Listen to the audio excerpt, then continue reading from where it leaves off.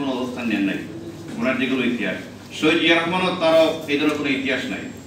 তো এই লোকের একজন উপদেষ্টা, সে বয়ান মাহফিলের বিরুদ্ধে, বয়ানের বিরুদ্ধে, আলেম ওলামার বিরুদ্ধে মারাত্মকভাবে বিশুদ্ধ করতে, আমি শোনার প্রভাব হয়ে গেলাম, এটা তো ফেরাউন নমরুদের কণ্ঠস্বরের মতো। একজন ফেরাউন নমরুদের যে কণ্ঠস্বর, সেই ধরনের কণ্ঠস্বর। কোন দল? যে দল জাতীয়তাবাদী ইসলামী শক্তিতে বিশ্বাসী, সেই দলের এত বড় একজন নেত্রীর উপদেষ্টা হয় কিভাবে?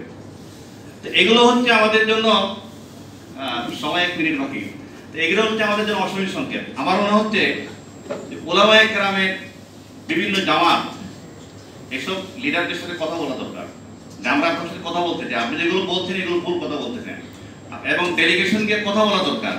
সরাসরি যখন দাওয়াত দেওয়া হবে, ডাইরেক্টলি দাওয়াত দেওয়া হবে, কথা বলা হবে, তখন তাদের ভুল ধারণাগুলো ভাঙবে। আর আমরা যদি বাইরে শুধু কথা বলি, মাহফিলে কথা বললাম, তাদের কাছে গেলাম না, সেটা ঠিক না।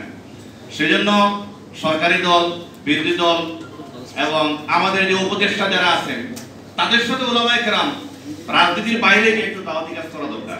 যেটা আবুল হাসান রহমতুল্লাহ আলাইহি যে তার চিন্তাধারা, তার যে গবেষণা, তার বই পুস্তক কিন্তু এগুলো ছিল।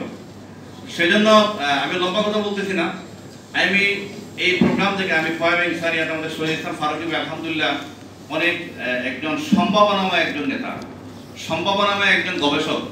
আমি মালয়েশিয়া ওনার বাসায় গিয়েছি কয়েকবার, উনি যেখানে গবেষণা করতেন সেই মালয়েশিয়া ইসলাম ইউনিভার্সিটিতে গেছি কয়েকবার, এবং খুব ব্যাপক পরিচিত একজন ব্যক্তিত্ব। তো আল্লাহ ওনার কাজের মধ্যে বারাকা দান করে দোয়া করি। আমরা চাইবো যে ফয়েম ইনসানিয়াতের উদ্যোগেই হোক, আমরা বিভিন্ন পলিটিক্যাল ব্যক্তিত্ব, তাদেরকে আমরা দাওয়াতি কাজ করা দরকার, বিভিন্ন জায়গায় যাওয়া দরকার, সরাসরি গিয়ে ইসলামটা বোঝানো দরকার। আমি আর সময় নষ্ট করতেছি না, সবাইকে ধন্যবাদ। আসসালামু আলাইকুম।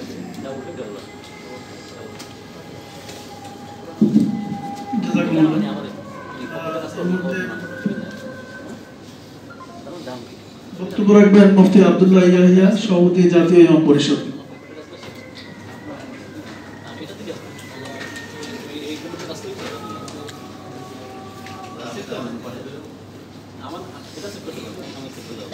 আসসালামু আলাইকুম ওয়া রাহমাতুল্লাহি ওয়া বারাকাতুহু। আলহামদুলিল্লাহি রাব্বিল আলামিন ওয়াস সালাতু ওয়াস সালামু আলা রাসূলিল আমিন ওয়া আলা আলিহি ওয়া সাহবিহি আজমাইন। আম্মা বা'দ, ফাআউযু বিল্লাহি মিনাশ শাইতানির রাজীম। বিসমিল্লাহির রাহমানির রাহিম। উদউ ইলা সাবিলি রাব্বিকা বিল হিকমাতি ওয়াল মাউইযাতিল হাসানাহ। আমানতু বিল্লাহি, সাদাকাল্লাহুল আযীম। ফয়েম ইনসানিয়াত বাংলাদেশের উদ্যোগে আয়োজিত আজকের এই সম্মেলনের সম্মানিত সভাপতি হযরত মাওলানা আব্দুর রাজ্জাক নাদভী দামাত বারাকাতুহুল আলিয়া, হযরতুল আল্লামা মাওলানা মুনতাজুল ইসলাম আফেন্দি সাহেব সহ এই সংগঠনের কর্ণধার ডক্টর মাওলানা শহীদুল ইসলাম ফারুকী সাহেব সহ হযরত উলামায়ে কেরাম, জাতীয় নেতৃবৃন্দ, সুধী মণ্ডলী, আসলে আজকে আমরা শুধু মুখেই বলি, কাজ কম করি, কিন্তু সময় এখন এসছে কাজ করার। মুফাক্কির ইসলাম হযরত আল্লামা সৈয়দ আবুল হাসান আলী নাদভী রাহমাতুল্লাহি আলাইহি, তিনি যে ফিকির করতেন, আজকে আমাদের মধ্যে কিছু জিকির আছে, মাগার ফিকির নাই। তিনি যে চিন্তা চেতনা লালন করতেন এবং উম্মার মাঝে ছড়িয়ে দেওয়ার চেষ্টা করতেন, তিনি নিজে বড়দের সোহবত থেকে শিখেছেন। বিশেষ করে হযরত মাওলানা ইলিয়াস রাহমাতুল্লাহি আলাইহির সোহবতে দীর্ঘ 4 বছর থেকে তিনি মেহনত শিখেছেন, তিনি মেহনত করেছেন। কিন্তু আমরা এখন বড়দের কাছে যাওয়ার প্রয়োজন মনে করি না, বড়দের কাছ থেকে শেখার প্রয়োজন মনে করি না, নিজে নিজেই দাওয়াত দিতে থাকি, নিজে নিজেই বলতে থাকি, যার কারণে লাভের চেয়ে ক্ষতি বেশি হচ্ছে। আজকে আমাদের বাংলাদেশের দিকে তাকান, আজকে বাংলাদেশের উলামায়ে কেরাম বারবার একটা কথা বলে যে মা বাবার খেদমত করো, মা বাবার খেদমতের পাশে থাকো, মা বাবাকে শ্রদ্ধা করো, না করলে এই সমস্যা।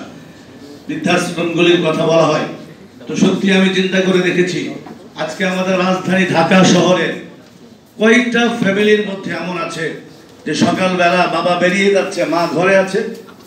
আজকে আধুনিকতার কথা বলে, পাশ্চাত্যের কথা বলে বাবার সাথে সাথে মাও ঘর থেকে বেরিয়ে যাচ্ছে, যাওয়ার ফলে এই বাচ্চাটা প্রথম দিন থেকে একজন গ্রামের সাধারণ কাজের মহিলার কাছেই বড় হচ্ছে, যার ফলে সময়ের ব্যবধানে, বয়সের ব্যবধানে এই মা যখন বড় হচ্ছে, এই বাবা যখন বড় হচ্ছে, তাদেরকেও ওই বৃদ্ধাশ্রম নামক ওই ঘরের ভিতরে রেখে বাহিরের মানুষ দিয়েই লালন পালন করা হচ্ছে।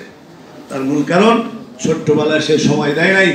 আজকে আমরা যদি দাওয়াতি মিশন নিয়ে বেরিয়ে যাই, রুহুল আমিন সাদি সাহেব বললেন যে শুধুমাত্র স্বাভাবিক এই দাওয়াত নয়, বর্তমান সময়ে আমাদের কিছু নেতারা যাদের উপরে আমরা এমন একটা বিশ্বাস ছিল গত 16 বছরে যে অন্তত তারা হয়তো পরিষ্কার দিনে এসে স্বস্তির রাস্তায় এসে তারা হয়তো আর বিভ্রান্তিমূলক কথা বলবে না, কিন্তু দুঃখজনক হলেও সত্য আজকে তারা এমন এমন কথা বলছে যেটা আমাদের কাছে কষ্ট লাগতেছে। 14 বছর 16 বছর কোথায় ছিলেন আপনারা? এখন গর্তের থেকে বের হয়ে সেই কোরআনের বিরুদ্ধে, ইসলামের বিরুদ্ধে, কোরআন সুন্নাহর আলো ঘরে ঘরে জালো, এই স্লোগানের বিরুদ্ধে আপনারা কথা বলছেন। সুতরাং আমাদের উচিত হবে তাদের যেমন প্রতিবাদ করা, তাদের কাছেও গিয়ে দাওয়াত নিয়ে যাওয়া। এভাবে বললে আপনারাও ওদের মতো ইতিহাসের রাস্তা করে নিক্ষিপ্ত হবেন। আল্লাহ আমাদের সবাইকে পায়ামা ইনসানিয়াতের পতাকাতে ঐক্যবদ্ধ হয়ে ডক্টর মৌলানা শহীদুল ইসলাম ফারুকীর এই মেহনতে অংশগ্রহণ করে তারা এই ব্যানারকে মজবুত করার তৌফিক দান করেন, দ্বীনের কাজ করার তৌফিক দান করেন। আমিন। ওয়া আখিরু দাওয়ানা আনিল হামদুলিল্লাহি রাব্বিল আলামিন।